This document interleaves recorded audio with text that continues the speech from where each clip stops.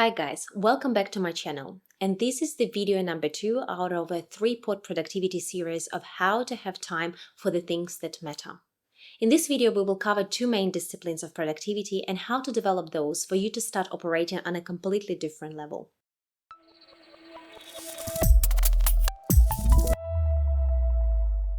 For those who are new to my channel, I'm Anna Lehman, personal performance coach, resilience and productivity trainer. And in this channel, we are talking about everything related to self-development and personal growth. I also love sharing some coaching strategies with you that can help you achieve the aspirations you set for yourself, be it in personal or professional life. If you love my videos and haven't subscribed yet, please do this little favor for me and press the subscribe button, as it will allow me to produce more of valuable content for you. In this video, I will share with you practical disciplines, habits, and strategies that every person can implement in their life to maximize the use of available 24 hours in a day. They have worked for me and my clients, so I'm sure they will work for you too. If you haven't watched the first video of this series, you can find a link somewhere here, I think. Please feel free to check it out because it will give you that logical flow of the messaging. So let's dive into it. Discipline number 1, scheduling.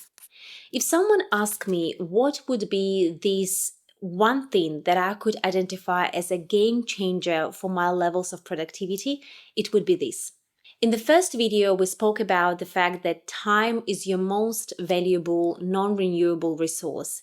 So we have to be really intentional with how we spend our time. It starts with understanding where you're going. What are your long-term goals? What are your annual and quarterly goals?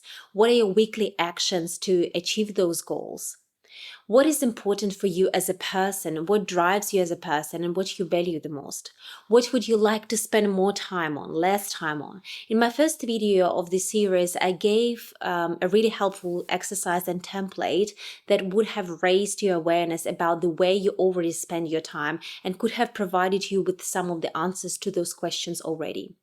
Once you get answers to those questions, the best tool to point your energy in the right direction is through scheduling. What exactly you want to do in a week, when, and why. Many stats prove that actually when you work from the schedule, you can increase your productivity by 25%. I read tons of books on productivity and pretty much each of them talks about scheduling in that or another shape or form. I have 3 principles in my weekly planning. Number 1, it needs to be a balanced week.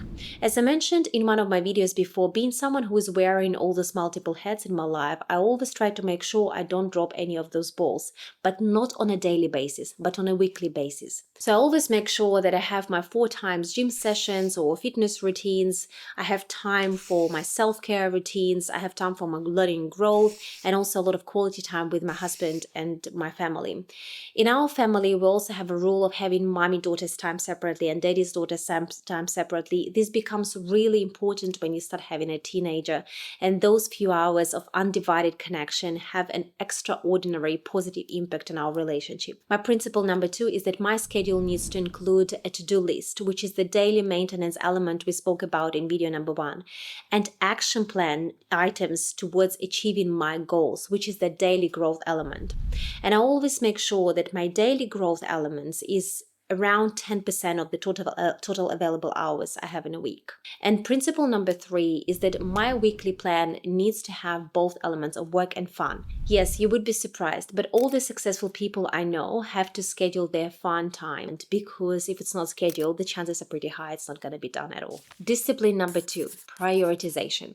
I truly believe that prioritization is not merely about managing time, but actually it is about managing lives in general. I want to talk to you about 3 prioritization methods that I actually quite regularly refer to in my daily life. Method number 1, Eisenhower Matrix. President Dwight Eisenhower himself developed the concept behind what would later be called the Eisenhower Matrix.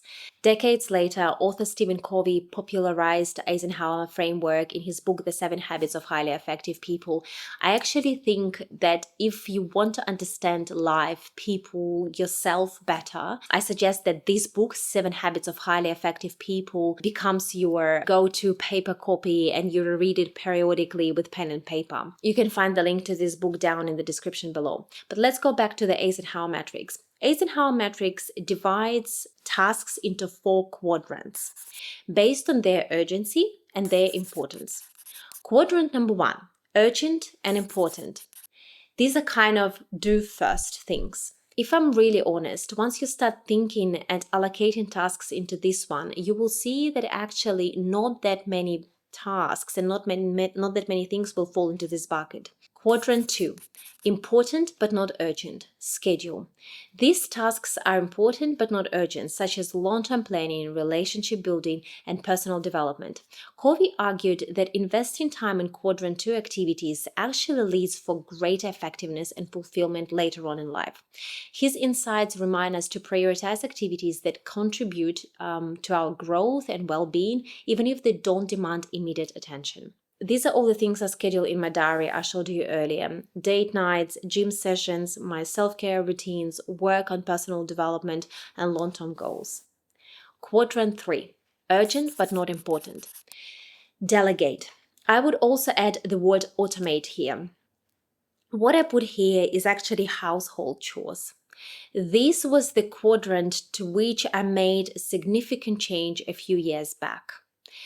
And it made a huge difference to my productivity actually, and my ability to balance job, parenting, house life, relationship, and still have time for my long-term goals, growth, and myself. I then sat down and listed all the family tasks I do which are contribution to the family and our life. I have involved my husband and our older daughter in the process. When we all wrote down the list, we realized that my list was by far the longest. So I asked what their thoughts were.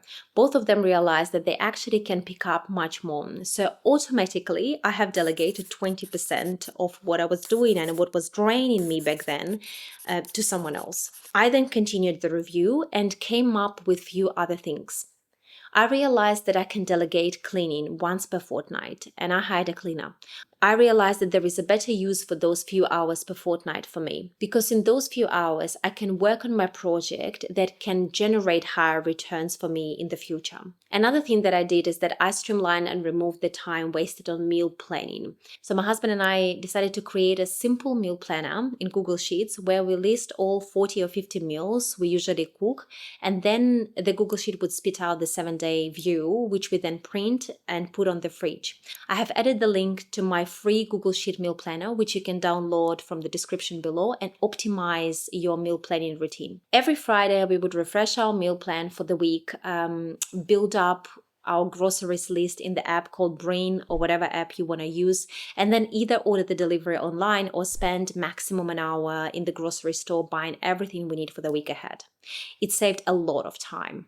I then significantly automated my meals prep as well. As someone who loves healthy and simple meals but loves the variety, I had to come up with a way how I can have different meals but healthy meals which I could prepare really fast for the whole family. I bought air fryer and I bought slow cooker, and there are days when I literally don't spend time in the kitchen more than 15 minutes because the healthy lunch is being cooked in the air fryer while I'm in the work meeting, and the dinner is being prepped in the slow cooker while I'm enjoying, let's say, playtime, quality time with my son at the playground outside. Simple and efficient.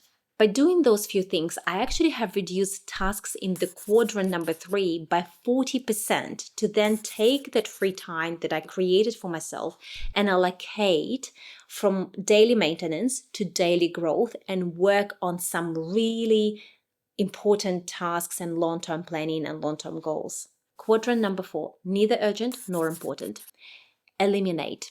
This is all the waste in your day, scrolling through the social media, watching TV without intention and just because it is a habit and everyone does so.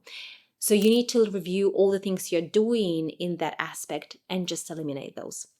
It is actually a very practical method. It might not look like it, but actually once you start making it as a habit and start thinking it from that perspective, it's really, really handy. And I use it in my personal life all the time. By the way, because I really want to make this relationship interactive, I would like to introduce Q&A sessions and run them periodically as a separate video. Please leave your questions in the comments below or any topics you want me to cover off, and I'll try to make sure I collate them all and periodically run as a separate video session. Method number 2, 80-20 Pareto Principle. The Pareto Principle, also known as 80-20 rule, is a concept that many have adopted for their life and time management approach. It is the idea that 20% of their effort or inputs should lead to 80% of the results or outputs. The point of this principle is to recognize that most things in life are not distributed evenly. This is actually an economic principle, but it is commonly used now as a prioritization technique. I find it extremely useful for my work tasks. And every time I look at my work task for the week, which I plan on Monday morning, I assess what would be the 20% of the tasks I have to complete in a week for me to give 80% of the result. The best application example from my personal life is how I approach reading books. I read 2-3 books per week. And how do I do it? I actually use the short form app. Short form provides you with the summary on one page or a few pages of the main ideas of the book. So it means I read 20% of the most important information in the book to get 80% of ideas of the story, of the content. Method number 3, MIT method. Both of the methods above will actually lead to this method in one or another way. Most important task, or MIT, is an exceptionally simple prioritization method. Instead of trying to prioritize your entire to-do list, start every morning by picking 1 to 3 MITs, things that you must do that day to achieve your weekly goals and weekly plan. I hope you found this video practical and useful and are keen to start applying those techniques to your daily life. You'd be surprised how much more time you will start getting back to your life with those few changes. And please feel free to check out my third video of this 3-part series where we talk about 2 main productivity trains. With care, Anna.